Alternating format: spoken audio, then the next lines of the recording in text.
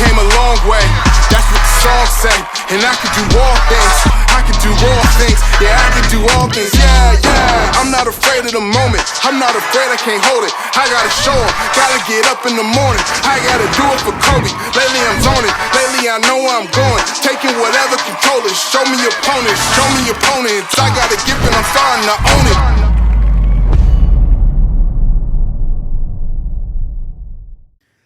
Welcome back to another episode of Progressive Hustle. Today we got the homie Ryan Rollins, creator of PDX Sliders, a big staple over here in Portland.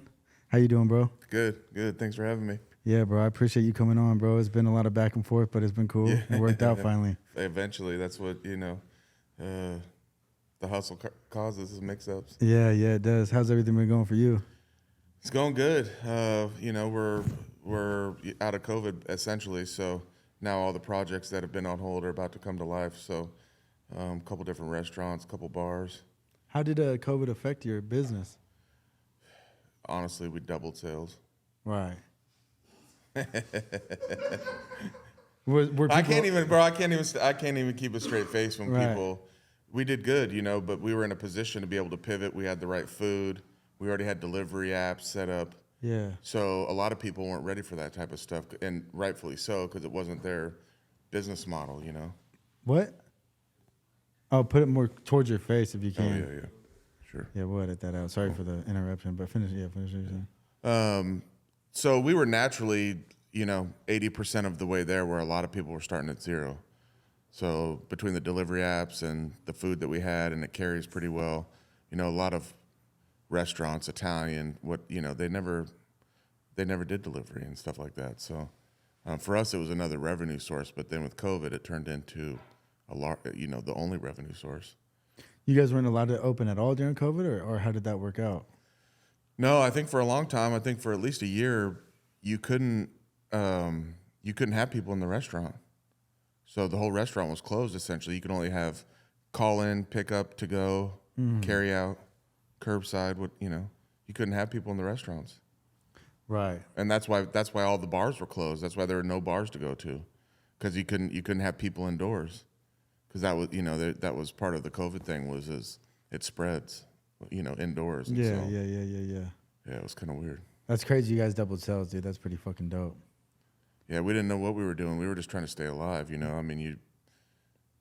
There's kind of a mentality, right? You can, survival, and then some people like, let's sit and wait, kind of see what happens. But from a business perspective, you don't know if there's going to be a tomorrow.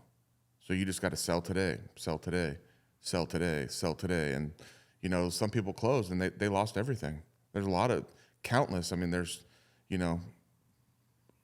people like Eater, PDX, and a lot of these websites, they'll look back and there's articles about everybody that closed, and they did articles just on closings because so many people closed and they lost their livelihood, they lost their savings, everything they invested in for, because they weren't set up for to go. They sat back and waited. Let's see what happens. And something like a pandemic, it was, no one knew what was going to happen. Yeah, for real. So. How did you get this hustle to do this? Just growing up in an Italian family, and everyone's self-sufficient, and I didn't come from a silver spoon. I just scrapped up some money and was like, I can cook. And I watched some it sounds corny, but like John Taffer Bar Rescue and some stuff like that, where you create a simple menu, it's profitable, you sell out, you don't have waste, and you do something that no one else does in the neighborhood. So you look around, and Sliders was always a shitty pulled pork sandwich on a menu. Everywhere you go, pulled pork slider. And for a lot of years, we never even put pulled pork on the menu, just because I was tired of people associating it with that. But I grew up in, my uncle, my mom, all commission only, construction, they all worked for themselves. So it was just kind of natural. Where are you from originally? Here in Sellwood. Oh, so born and raised out here? 6 blocks away. Nice. Yeah. What was it like growing up, out here? Sellwood, I grew up in Sellwood before it was cool, before it was, you could buy a house for like $60,000 back in the day, and there's still some, back when I was growing up, a lot of, racism, like skinheads and stuff like that. So Sellwood wasn't 700, $800 million houses. It was, there was crime, not like other areas of Portland, but it was just a normal little, neighborhood close to Milwaukee, a little bit off away from the city, but it wasn't all rich. And it's not rich now, but kids can still walk down the street, and there's not a bunch of weirdos. Everyone knows the local homeless people and stuff like that. So it was great. I loved it. You could walk to the store, you could walk to school, start your business. Mm-hmm. What high school did you go to? Cleveland. Oh, you went to Cleveland? Mm-hmm. Okay, is that where everybody from Sellwood goes? Basically, yeah. I mean, there's a couple people went to like Central or LaSalle or some random stuff like that, but Cleveland was the feeder school, so you go Llewellyn Elementary, Sellwood Middle, Cleveland for high school. What was the type of stuff you were into, like growing up? Sports. I was social, so sports, people, making money if I could. Doing what? Anything. Right. I feel you. So, like, what was like? Did you like work, like have jobs like coming up, or like how long has the PDX Sliders been going on? Well, when I was younger, my first job was at Dairy Queen, which is now Chase Bank down in Sellwood. So that was my first job. And then, I always had a job. I just, I liked money. I didn't want to be broke. It's like after school, you go to the mini market with like $10-20. You were living big. Yeah. But no, I always had a job. Always, never. I was never one to like sit at home and be unemployed. Like I filed unemployment one time in my life. So I was always just hustling, just trying to scrap something up. What? So yeah, what year did you guys start PDX Sliders? 2014. Okay, and how did that come about? I was working government IT contracts in West Lynn, and I did that for like 7 years, made good money. I answered this random Craigslist ad, and I was like, I know how to do sales. That's all I did was sales, door to door. I did all the sales, and I was tired of selling, and working on commission, and I was like, I want to go work for myself. So I literally scraped together $16,000. I got a credit card for like 25 grand. So between those two, I built my food cart for like less than 30, bought all my food on the credit card, and then I just sat in that thing for like 7 days a week, literally right across the street from where we're at now. 7 days a week, January, ice cold, metal floor, toes freezing. Bought like a little space heater just so we could like sit there and go like this and put our feet by it. And I just sat there 7 days a week. How long like did you have it before it started like taking off? It took a while, like we'd do $60 in sales, then we did $120 in sales, and my right-hand man at the time, Adrian, who I grew up with, we hit $600 in sales, and we were so excited. We went next door and got a shot of Jameson. We just thought we'd like hit the jackpot. Went over to Jake's, huh? Yeah, went to Jake's, and we had a shot, and went back. But we started getting catering requests, and we were trying to take this food cart, not even a truck, wasn't even drivable. We were trying to take these to the events, and we were plugging it into people's power. We were like short-circuiting their whole house, really random stuff. So then we, at the end of the first year, we bought a food truck. At the end of the second year, we bought another food truck. End of the third year, we were doing food for 2 breweries, had a commissary kitchen over on Burnside, and the 3 trucks. And then I was like, man, this is a lot of work, a lot of back and forth. So I was looking randomly one night at like 3 a.m, and Cha-Cha-Cha was for sale. So we went, and I was like, man, they got a 48-inch flat top. They got 2 fryers. They got a sandwich prep table just like my food cart. So I was like, I think I can do this. So we went in and put in, I don't know, like 50, 60 grand, and just did like paint and built You said it was for sale? Yeah. Oh, so you bought the building? No. So I have right of first refusal on the building, which if they go to sell it, I can buy it, which this day and age, when you're normal brick and mortar spots, newer ones, landlords aren't going to give you right of first refusal. Right. You don't get to buy the building. You can just lease it. So it was a win-win that I could lease it. I gave Cha Cha Cha some money to take over the lease, to get them out, to take their equipment, and then I got negotiated right of first refusal so I could eventually buy the property if they go to sell it. Damn, Yeah. that's cool. So it's kind of the best of both worlds. You're going to lease it, but if they sell it, you can at least have the opportunity to buy it. Right, and they're not planning on selling it anytime soon. I tried to, but they're just like, nah, we don't. We like it. Yeah, we're just like, we don't want this is our retirement money. We don't want to take the tax hit, because if you sell it, you take capital gains unless you buy like a new property. So they didn't want to do that. That's cool. Yeah. And how far along into the original starting of PDX Sliders was it that you got that? You said about 3 years in? 3 years, yeah. So we started 2014, December of 17, almost 18 is when we opened up Sellwood. Yeah. And then the end of 18 is when we had division. At the end of almost 2019, we signed the lease. November of 18, we signed the lease for Northwest 23rd. Brand new, bottom to the top building. So now that's probably about to open in the first week of April. Damn, Yeah. that's dope. What did you do with all like your food trucks and stuff? I sold one food truck. I kind of passed it on. There's a very lovely woman and her husband who work for me in my bar, and he's a really good cook. He has great recipes. He wanted to start a food truck, and as you know, it's a lot of capital investment at this time. So, everything from after COVID is a lot more expensive. So I wasn't using it, so I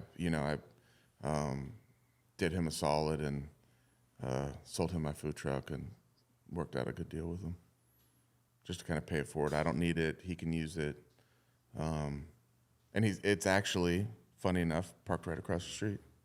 Oh, that's them right there? Yeah, well, he's on the backside. That's where he stores it. Oh, that's cool, man. Yeah, so you got like a lot of little connects out here. yeah, I'm just trying to pay it forward too. Give people a good opportunity to, they can pay a few $100 a month to store their food truck, go do some events. Yeah.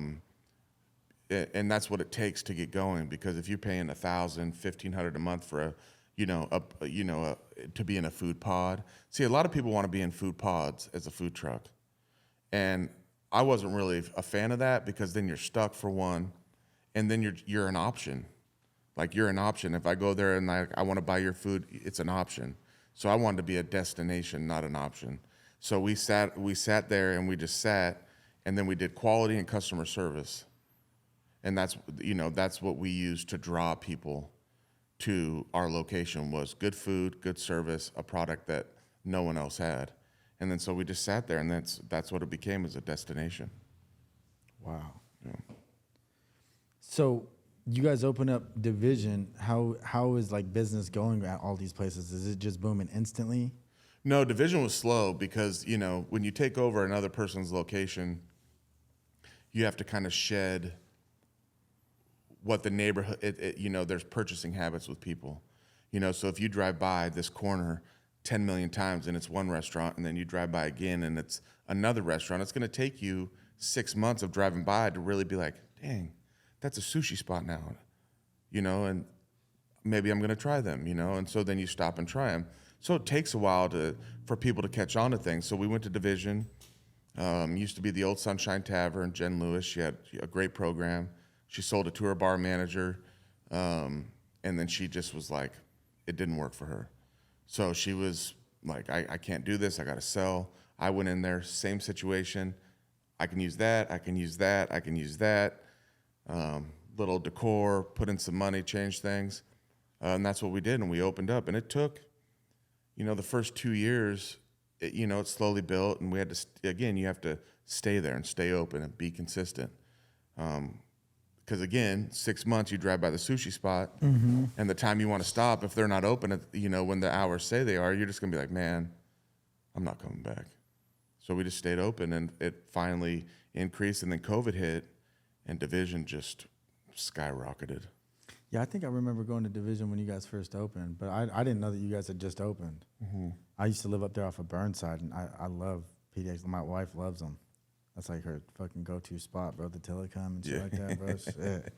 But what was like some of the most discouraging things that you had to deal with as like your own business owner and restaurant operator from the beginning to now? You know? Yeah, I mean, one of the most rewarding and most discouraging is employees. You know, you meet a lot of ungrateful people, but you meet a lot of grateful people, and you know, Portland is a very hard place to do business as a small business. You know, taxes are really high.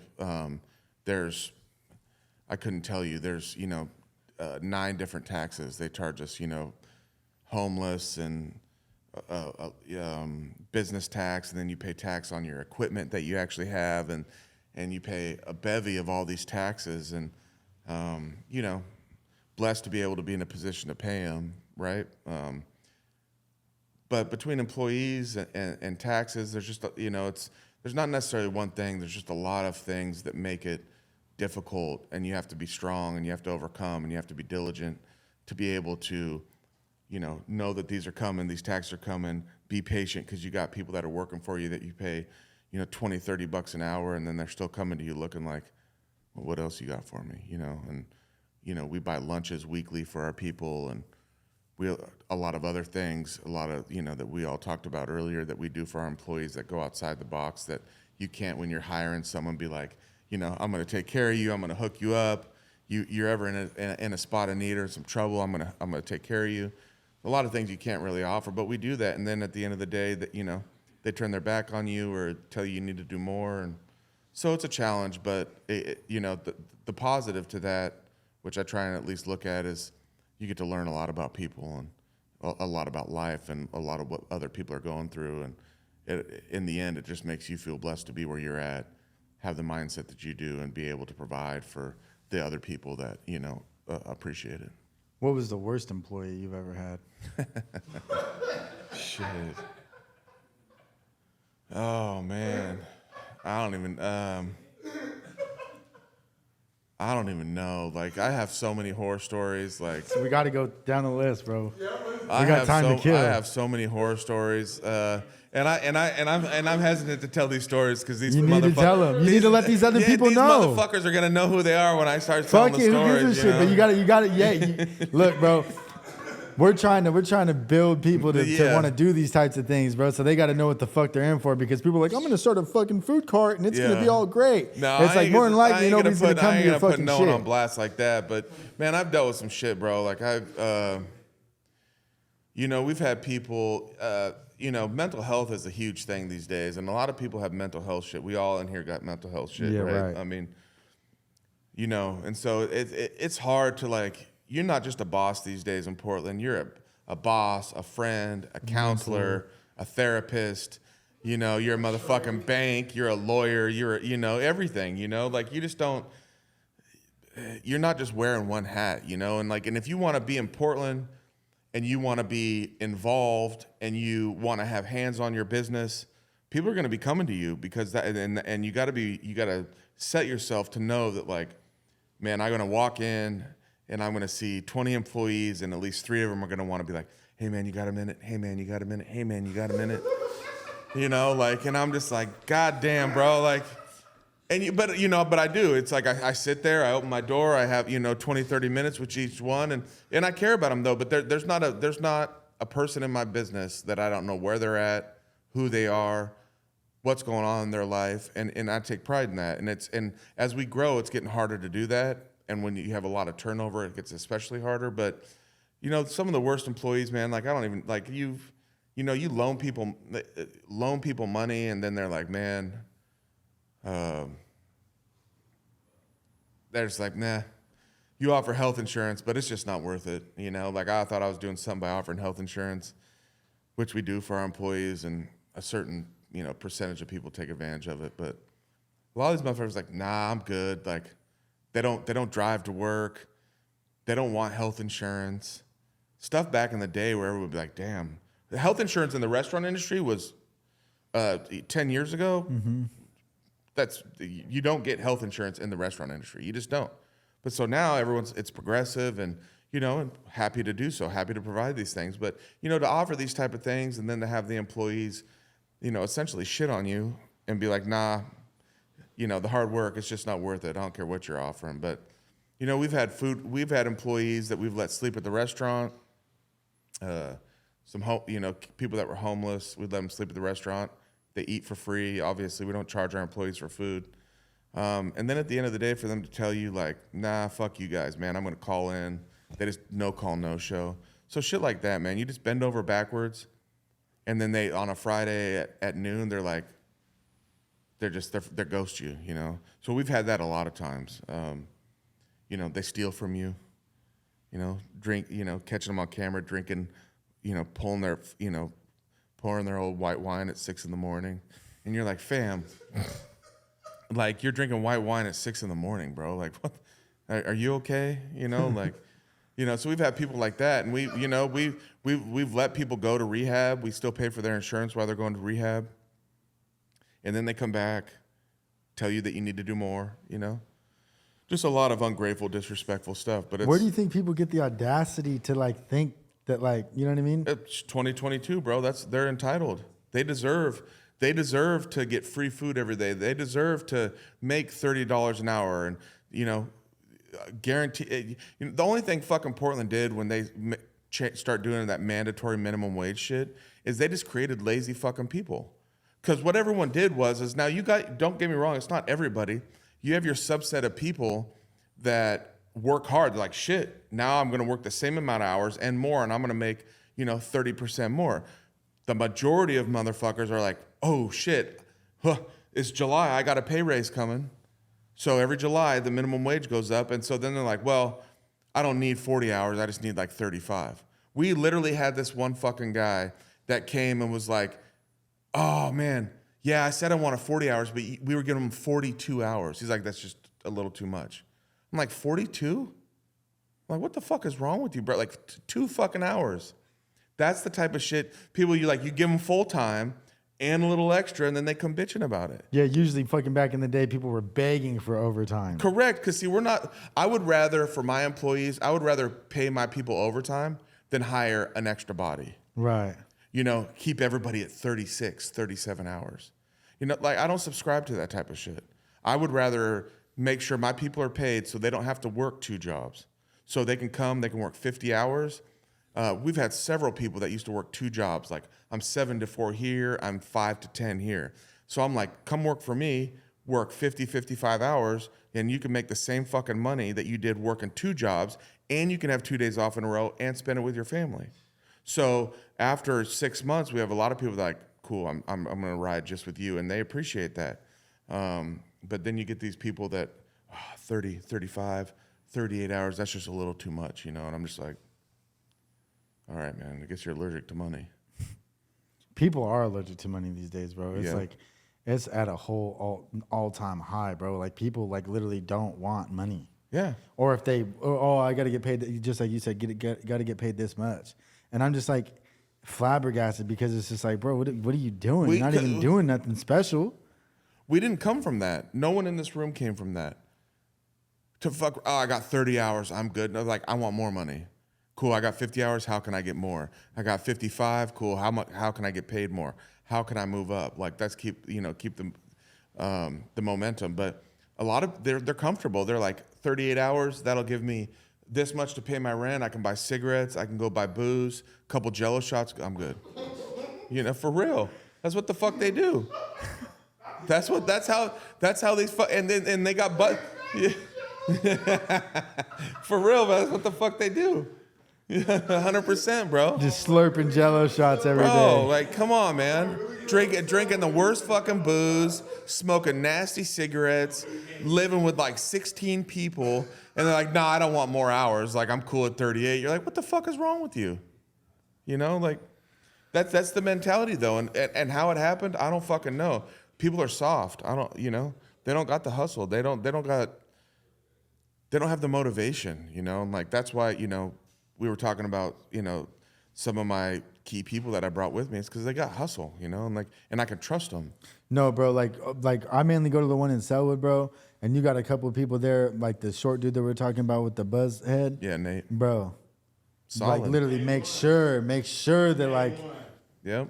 Yeah, bro. Yeah, Yep. he's cool, bro. You do got a lot of good workers there for sure, bro. Well, we just And that's what I always like about a business is I look at the employees. Like I'm like, bro, how are these employees, bro? But when they go above and beyond, I'm like, bro, this place is legit. But you go to some places where it's like they don't even give a fuck about you. Yeah, well, they come in, they're like, do you want ketchup with that? Thanks. And they toss you your bag. You know, it's harder to be mad than it is to be kind. Mm-hmm. Like, you got to be upset, and you got to be like, yeah, you got to be engulfed in it, you know? Like, a lot of people, you just like, hey, what's up? They come in, they see you, they're like, hey, nice to see you. What, do you want to Sellwood and Attila come again? I got you. Fries? Are we doing a beer? What's going on?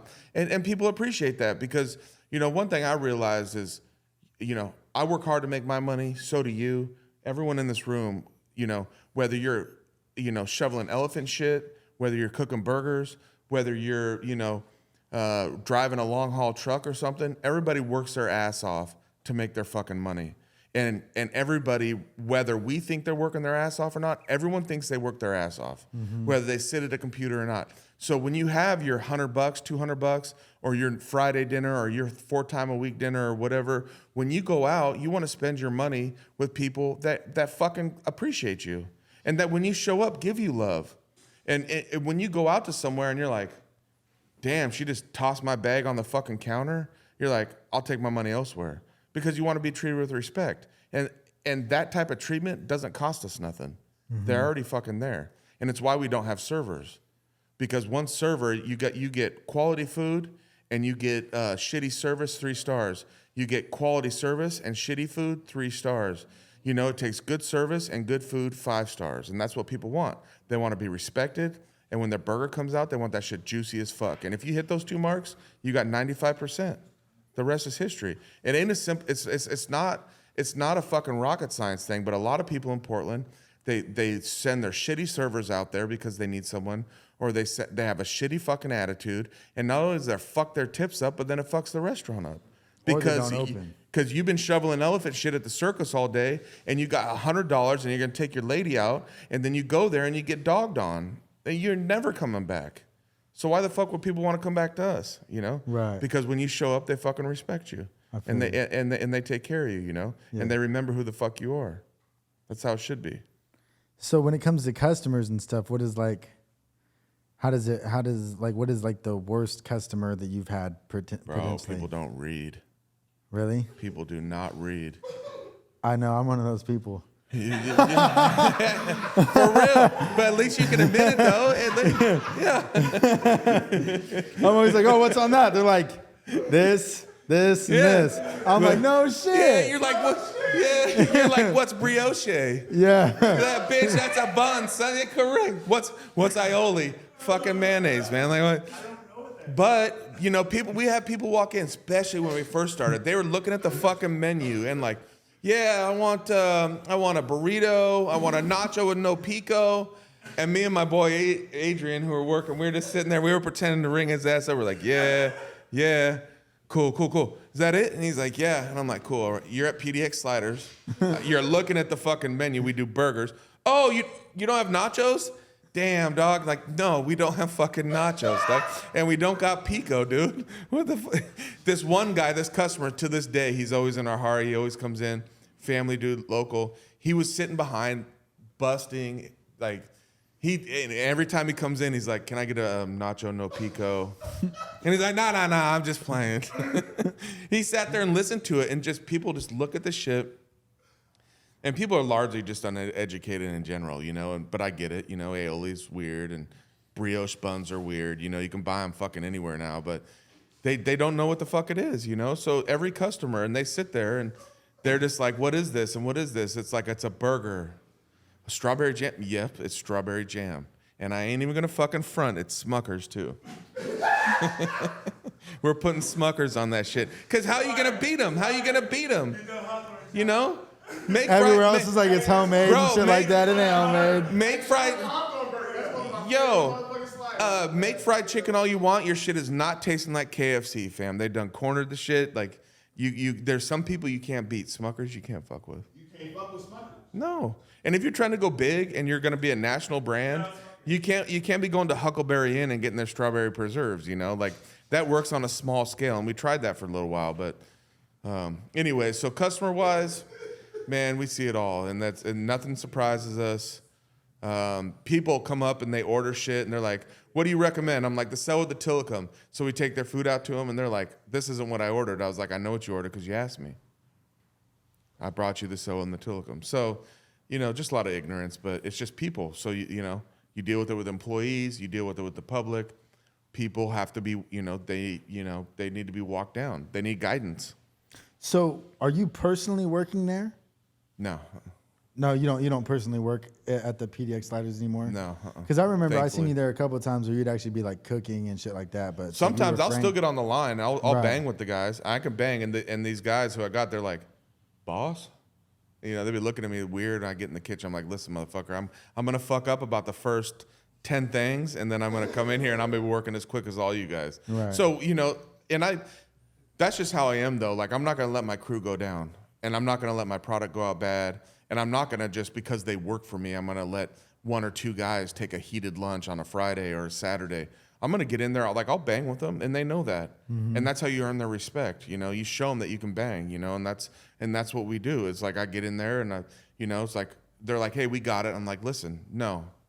Like, I know you guys got it. You're going to have to work twice as hard, but just let me help. Let me get you through the lunch rush. They gotta respect the nigga that put it on the map. Correct. Because there's not a position in there that I haven't done. I created the menu. I prepped the whole menu. I've cooked the whole fucking menu. Why is he like, I started this gangster shit. This motherfucker thinks I did. So I have no problem stepping in and grinding with them to show, like, I'm not going to leave them hanging, I'm not that guy who's going to stand and be like, you guys should work harder. I don't care if someone called in sick. I'll be like, hold on. I got some grimy-ass shorts upstairs and a busted pair of sneakers, and I'm going to get on that fucking line, and I'll help you guys, and that's what we do. Okay. That's cool. That's real respectable. But what is your day-to-day, like, operations when it comes to your business? Just being there for my managers, helping them, trying to provide more support for the managers, bouncing ideas off each other, trying to look at new locations as we did today, trying to really, provide growth because, another thing that we do for our employees or that we offer them, and everyone in this room and beyond has gone through this. It's like there's nothing worse than answering an ad or going to work for someone and being like, yeah, I got growth. If you do good, I can get you a manager. You can be a lead, or you can do whatever. Nothing's worse than going to work for someone and then realizing there's no opportunity for growth. So what we've always, aligned with my own motivations of wanting to grow and get bigger, I tell people, I have natural growth for you guys. So, I want you to grow with us. If you can, come from the dish and you can run food or you can manage people. So, I'm really focused on trying to grow. We have 2 restaurants for sure coming, 1 in 3 months, 1 at the end of the year, maybe early next, and a bar. And so, focusing on growth and how we can, streamline our operations and be more efficient.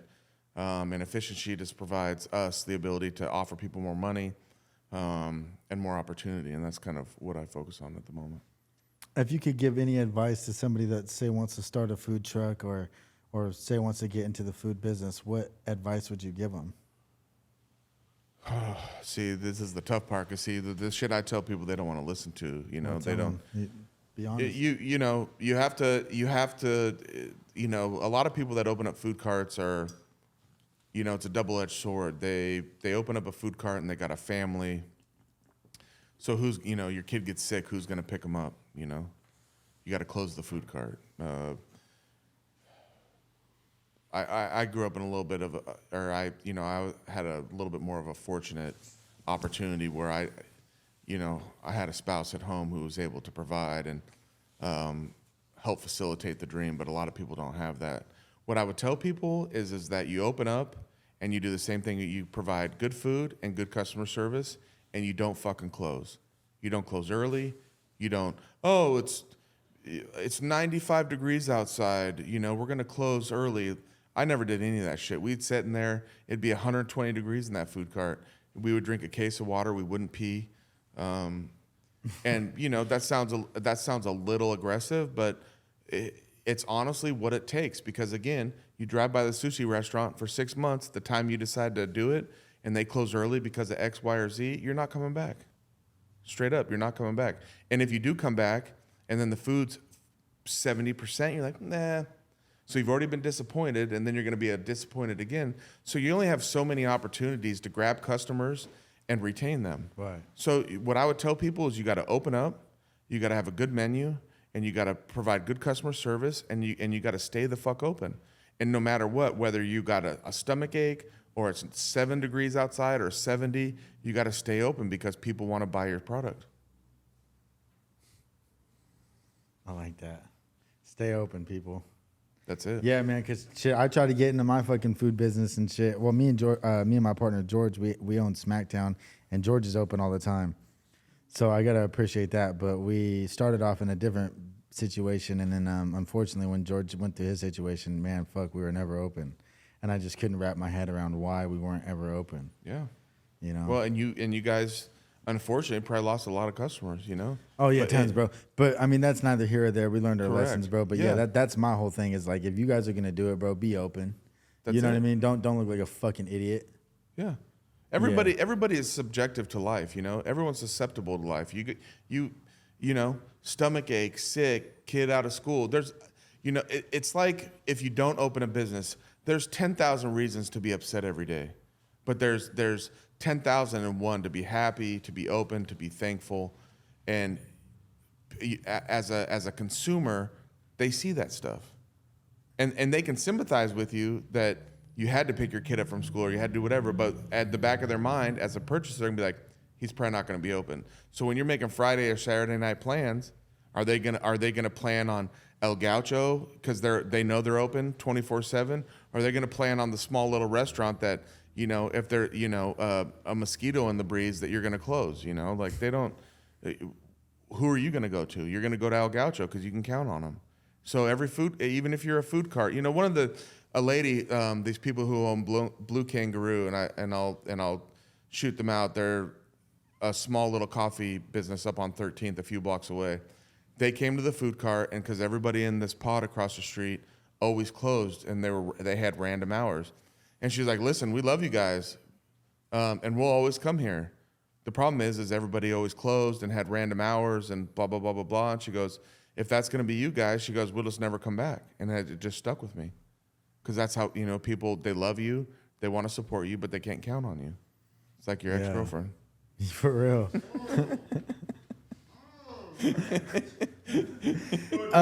Would you advise people to get into the food business at all? I mean, you got to be strong, and you got to be original.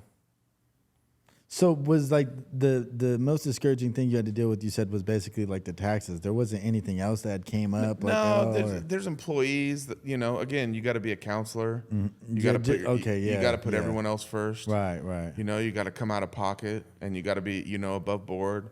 And when the city of Portland wants something, they're going to come get it, whether you want to give it to them or not. Fuck, you know, so it's just, you know, you got to deal with that, and then you got to deal with landlords and employees, and you know, with COVID, costs went up of everything. Costs doubled, essentially.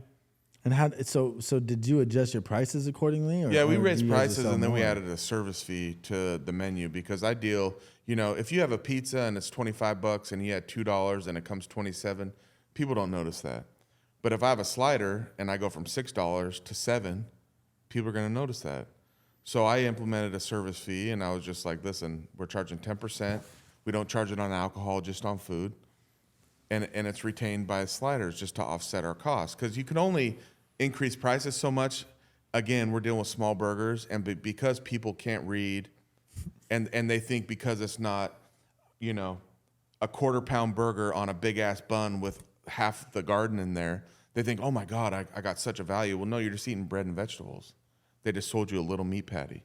So because a lot of people aren't aware of value and, okay, yeah, we are giving you a small burger, but it's a 3.5-ounce patty. You know, like they eat 2 of them. So a lot of people, when they're first timers, they come in, they're like, oh, sliders are so small, I can eat all of them. I can eat 4 or 5, and they come and they're taking 3 home. You know, so We can only charge so much because perceptionally people are like, oh, it's a small little tiny burger. One guy on Instagram was like, man, they'd be picking your pockets for those little ass burgers. And I'm like, okay, cool.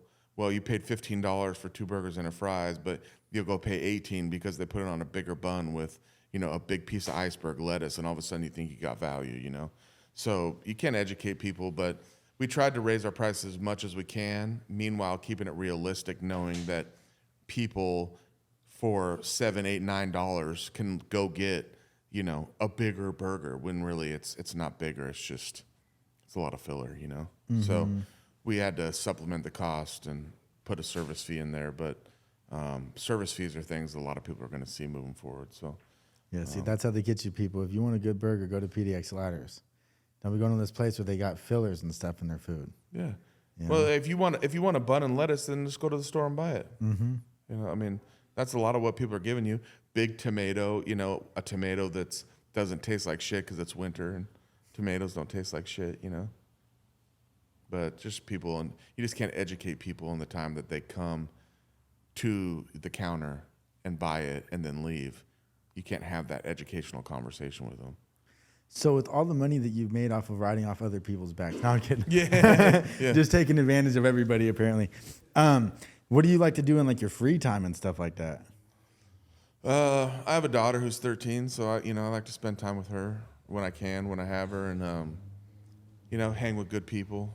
I just like to be around positive people and positive vibes and laughs and I travel a little bit, go to Vegas, hit it hard.